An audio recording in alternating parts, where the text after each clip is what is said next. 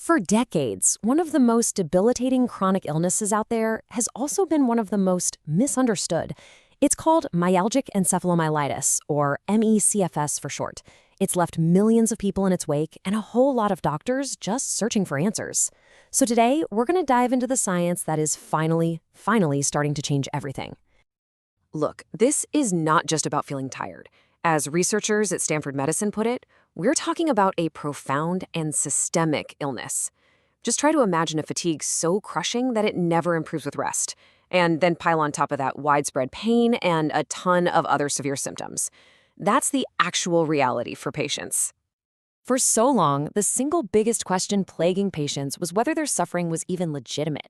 Was this a real biological disease, or was it somehow all in their head? The debate has been fierce, but as we're about to see, the biological evidence, it's now overwhelming. Okay, so to really get what's at stake here, we first need to understand the true scope of this illness. And honestly, the name chronic fatigue syndrome can be dangerously misleading. Yeah, the word fatigue just doesn't even come close to doing it justice. We are talking about a multi-system disease that messes with your neurological, immune, and energy metabolism systems. Calling it chronic fatigue is kind of like calling a hurricane a bit of wind. And this slide, wow, it really shows you the sheer range of symptoms. The absolute hallmark is something called post-exertional malaise, which is a severe crash in your ability to function after even a tiny bit of physical or mental effort. But look at the rest of this list. Brain fog, sleep that doesn't refresh you, being super sensitive to light and noise, even food and drug intolerances. This paints a picture of a body in a state of total systemic chaos. So with such clear physical symptoms, you have to ask yourself, why was this illness so often dismissed as being psychological? Well, to understand that, we've got to look back at a little bit of history. This timeline right here is so crucial. See, after an outbreak at a London hospital back in 1955, the condition was given its neurological name, myalgic encephalomyelitis. But then, in 1970, a really influential paper just reframes the whole thing as epidemic hysteria, mostly because many of the people affected were female nurses. And that label, it stuck. It created this powerful, long-lasting bias in medicine that, believe it or not, still persists today. And the impact of that bias is it's staggering. According to one study that ME Research UK highlighted, a shocking 90% of patients said a healthcare provider told them their symptoms were psychosomatic before they finally got a correct diagnosis. This isn't just a misunderstanding. It has a real human cost. When a patient's debilitating physical symptoms are just waved away as being all in their head, it causes profound harm. It delays diagnosis for years and just erodes any trust in the very people who are supposed to help. Okay, so let's shift gears and look at the hard evidence. We're going to start with a core neurological mechanism that helps explain these overwhelming symptoms, something called central sensitization. I love this analogy because it clicks. In a healthy nervous system, your brain kind of filters all the sensory information coming in. But with central sensitization, that filter is broken.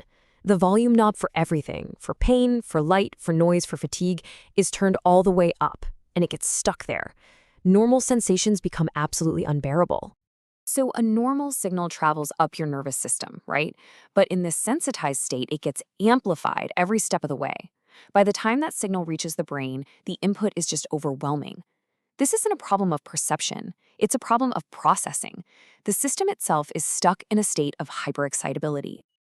Now for our second piece of biological evidence, because it turns out it's not just the sensory system that's malfunctioning. The body's entire stress response system is also completely out of whack. So this diagram shows what's called the HPA axis. Just think of it as the command and control center for your body's response to stress.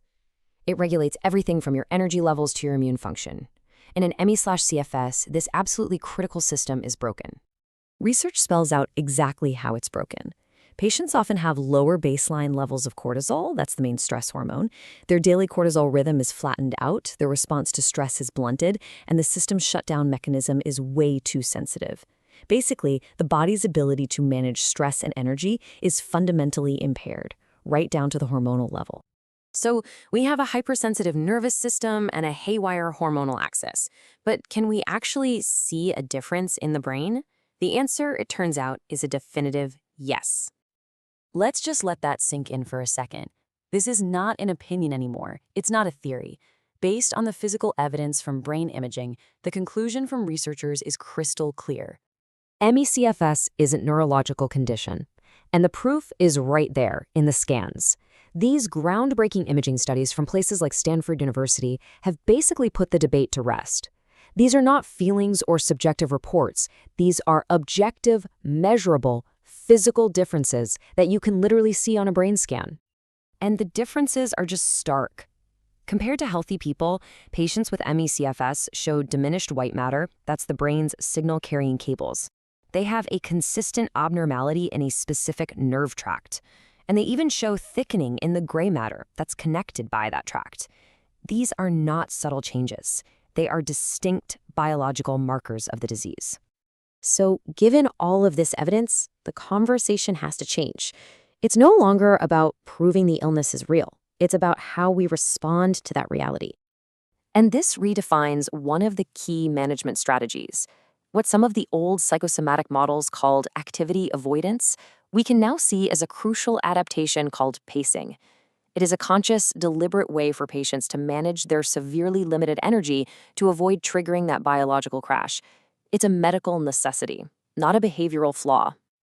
So the path forward is a really clear three-step approach.